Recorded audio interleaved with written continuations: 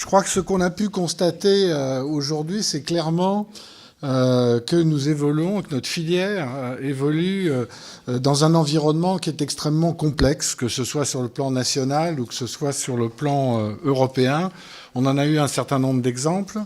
L'exemple des règlements zootechniques, par exemple, avec leurs conséquences, ou ce qui a failli être leurs conséquences, où il a fallu que tout le monde se mobilise dans le monde du pur sang pour ne pas se retrouver traités comme les cochons en matière d'insémination artificielle ou autres méthodes. Des problèmes comme la TVA, on en a beaucoup parlé. Moi, j'ai une opinion un peu différente de certains. Je pense qu'effectivement, c'est pas l'arrivée d'un taux de TVA différent qui va vous faire abandonner votre passion, mais elle a des effets très pervers à moyen et à long terme. Et effectivement, elle vous amène le jour où vous avez un cheval à remplacer, à ne pas le remplacer, et elle provoque des conséquences sur une réduction progressive de l'activité. Les effets sont insensibles, ils sont pervers. On a évoqué le problème des taux à 10 et à 20 pour les jeunes chevaux à partir du moment où ils sont sevrés, mais ça, je crois que c'est au contraire, c'était une victoire des éleveurs. J'ai Patrice Renaudin qui est en face de moi, d'obtenir, de garder le taux de 10 et que tout ne soit pas imposé à 20. Donc il n'y a pas toujours que des effets négatifs. La loi de 2005, je m'en souviens parce que j'avais participé à une grande réunion rue de Varennes où il y avait tous les syndicats agricoles, il y avait tout le monde pour discuter, et je peux vous dire qu'il y avait pas beaucoup d'enthousiasme de la part de certains syndicats agricoles à l'époque qui voyaient d'un très mauvais œil certains rentrer dans le domaine agricole. À un moment même, il y avait la présidente des entraîneurs de galop qui s'était manifestée sur un point en disant ben non, ça on ne veut pas qu'on nous l'impose.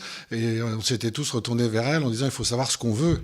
Et effectivement, comme ça a été dit, quand on rentre dans un système, eh ben, il faut en accepter l'ensemble des éléments. Il faut bien les comprendre. Il faut essayer de les faire évoluer si on pense qu'il y a besoin. Mais on ne peut pas prendre ce qui est bien et ne pas prendre ce qui vous gêne. Et je me souviens de ce débat, et à l'époque, le syndicat agricole en question, qui était important dans le domaine du cheval, ne voulait pas ouvrir la boîte de Pandore en disant si on laisse venir tous ces gens du monde équin dans le système agricole, ça peut être un exemple qui ait des conséquences.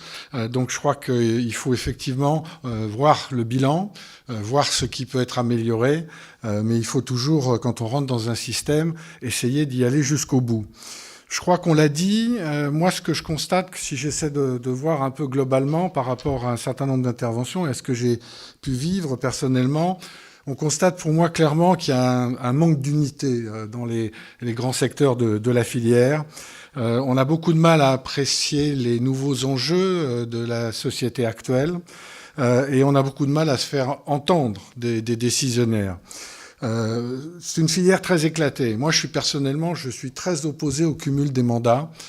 J'estime qu'on devrait pouvoir avoir qu'un mandat, éventuellement un mandat local dans une petite ville, mais on ne devrait pas pouvoir cumuler les mandats comme on le fait en France. Et c'est pour ça qu'en fait, moi, depuis que j'ai pris ma retraite, j'ai 10 mandats dans l'institution des courses.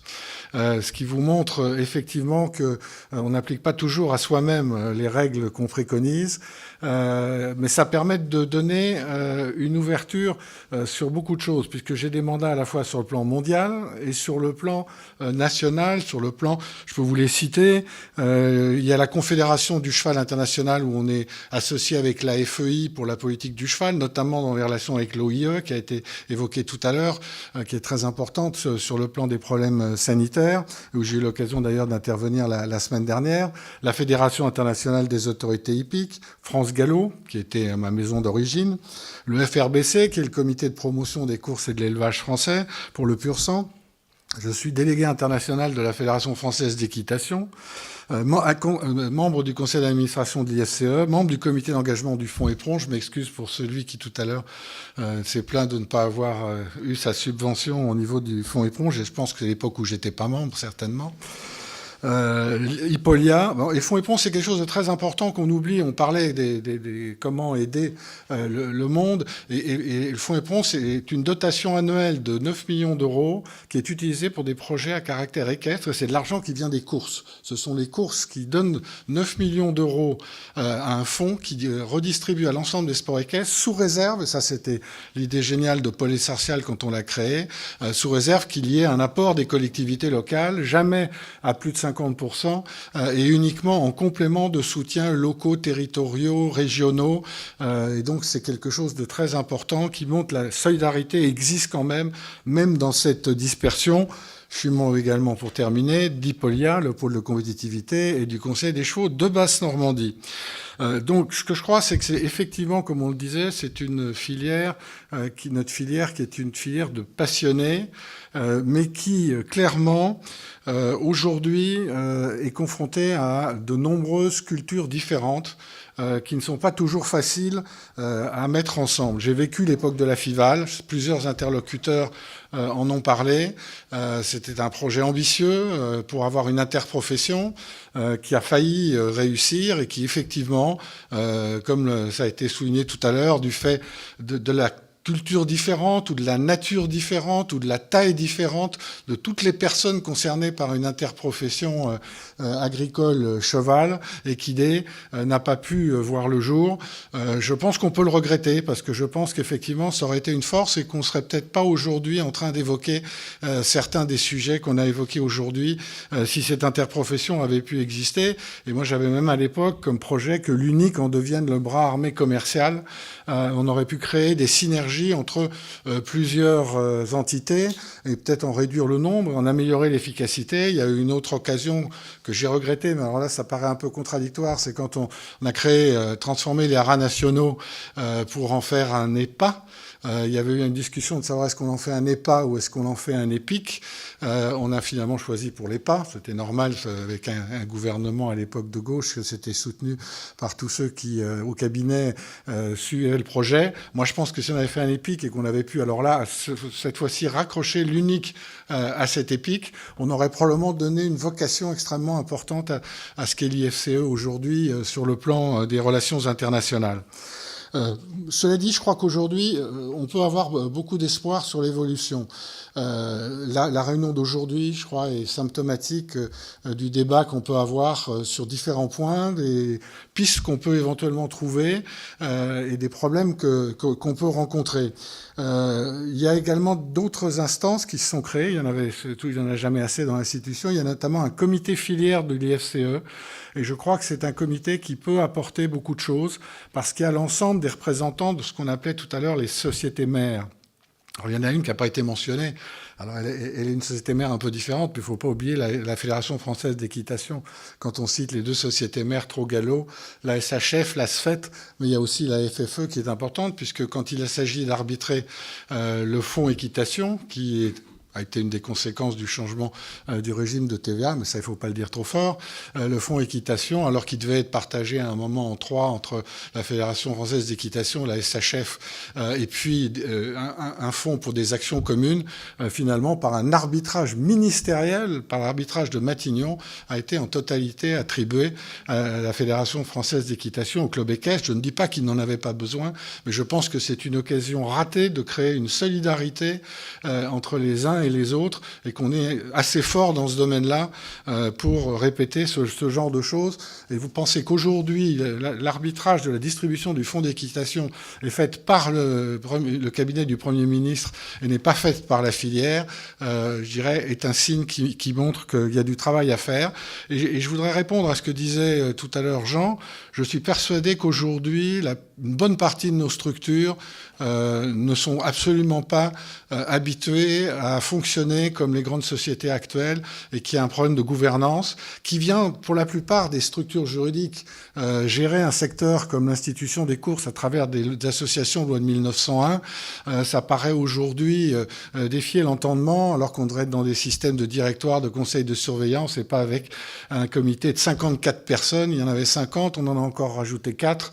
Je crois qu'il y a une vraie réflexion à mener sur la gouvernance dans beaucoup de nos instances. Bon, la Fédération française d'équitation a choisi une autre structure. On se souvient de la bagarre des statuts.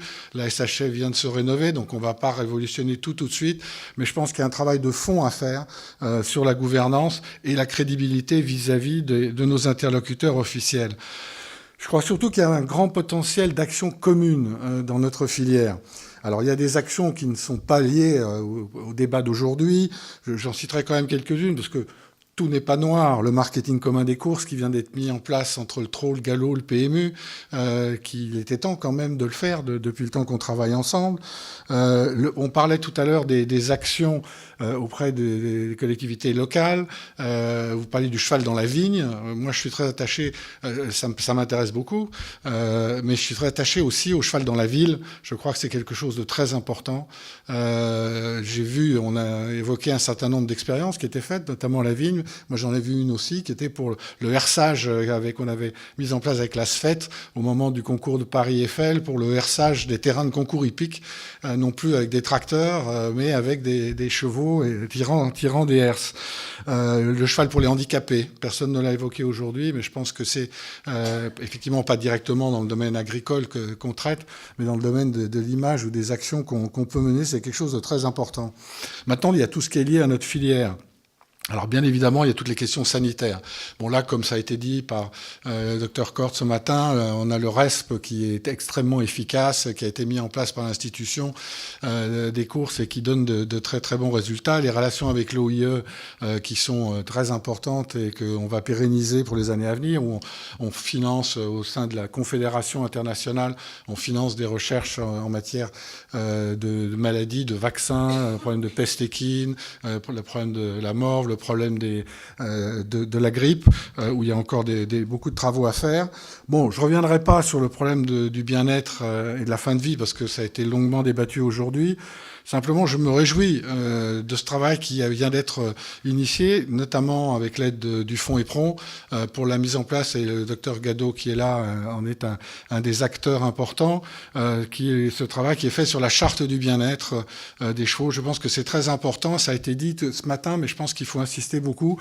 Le but, c'est effectivement de prendre les devants, c'est-à-dire de préparer nous-mêmes ces textes et de ne pas se retrouver un jour avec des textes qui nous soient imposés par Bruxelles, bien évidemment, qui commencent déjà à en parler, à y penser.